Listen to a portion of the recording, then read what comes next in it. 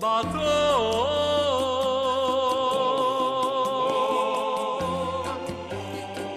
tu es le plus beau des bateaux, et tu me guides sur les flots. Vous en avez probablement entendu parler, vous avez vu ça dans vos magazines. Pour la première fois, Paris rend hommage à l'enfant terrible de la mode, c'est comme ça qu'on l'a appelé. Alors c'est une exposition qui s'est promenée un peu partout, il me Oui, semble. en Australie, en Angleterre, elle a d'abord commencé au Canada. Il est connu dans le monde entier. Il est connu dans le monde entier, mais alors finalement, ce qui est bien, je vous avais proposé ce sujet quand il était à Londres, et quand j'ai découvert l'exposition à Paris, c'est pas du tout la même exposition. Ah bon ? À chaque fois, il donne des petits plus. Alors là, c'est vrai qu'à Paris, c'est très très intimiste parce qu'il dévoile un petit peu son enfance, des choses un peu personnelles. On découvre ses certificats d'études, son premier certificat quand il était chez Pierre Cardin. Voilà, on découvre finalement un petit peu son univers. Alors 175 modèles qui retracent presque 40 ans de mode. Alors effectivement, on l'a appelé l'enfant terrible de la mode parce que c'est quand même lui qui a osé mettre les hommes en jupe. Oui, enfin, ça n'a pas duré longtemps non plus. J'ai souvent entendu vos collègues dire ça. Enfin, il a fait un défilé avec ça. Ah non, mais même encore aujourd'hui, dans la collection masculine, vous pouviez trouver des pantalons jupes. Il a mis les hommes en corset. Et puis surtout, c'est aussi l'un des premiers à bousculer les quotas, les dictats, des mannequins, parce qu'il a fait le premier des castings sauvages dans la rue. Et il faisait défiler des grands, des petites, des femmes plus âgées, qui n'étaient pas du tout les canons de beauté qui étaient à la mode. Voilà. Nous avons eu la chance de rencontrer Jean-Paul Gaultier et c'est lui qui va nous parler au mieux de cette exposition. Regardez.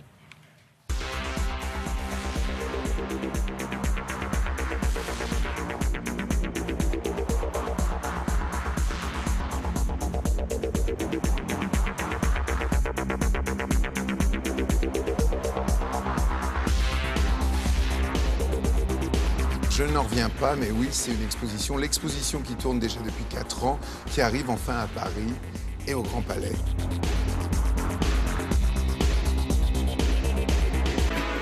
J'ai voulu montrer un petit peu plus moi-même, on va dire même mon enfance, puisque je suis né dans la banlieue parisienne, à Bagneux. J'ai vécu à Arcueil toute mon enfance. Et on voit des anciennes photos, grand-père, grand-mère, grand-oncle. Il y a mon certificat de travail chez Cardin, et chez Patou, et chez Jacques Esterel, et quelques croquis qui m'ont fait rentrer chez Pierre Cardin.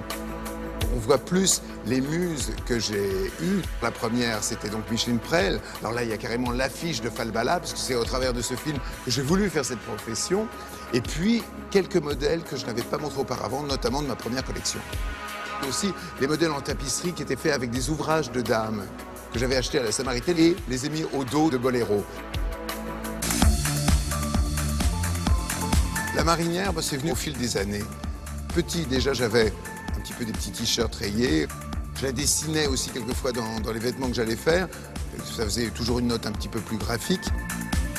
J'ai vu un film aussi qui s'appelle Querelle de Brest, où là, j'ai vu justement tout ce look marin, mais vraiment poussé à l'extrême, et j'en ai fait une collection. Le corset a beaucoup compté. Pourquoi? Parce que dans mon enfance encore, là aussi j'avais vu donc un corset que portait ma grand-mère. J'ai vu cette matière incroyable avec le lassage et c'était tellement magnifique que c'est resté comme un vêtement étrange. Je me dis, eh bien, ça serait formidable. Je veux que dans ma collection, je fasse des robes, de robes corsets, des robes longues et tout. Ça devienne vraiment un vêtement à part entière, tellement c'était beau. La couleur, la matière, le lassage, tous les ingrédients qui font que c'est un corset.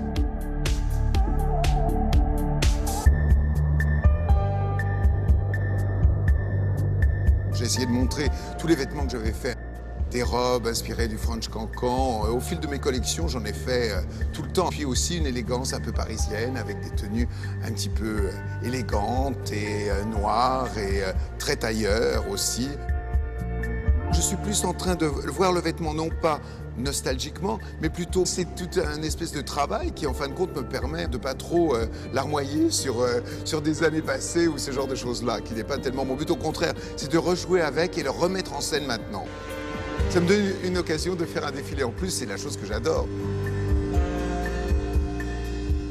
Voilà, c'est jusqu'au 3 août. Vous avez le temps. Là, c'est Pierre et Gilles. Pierre et Gilles qui a fait ça. Mais le gilet rayé, ça, c'est rigolo, ça. Ah oui. façon...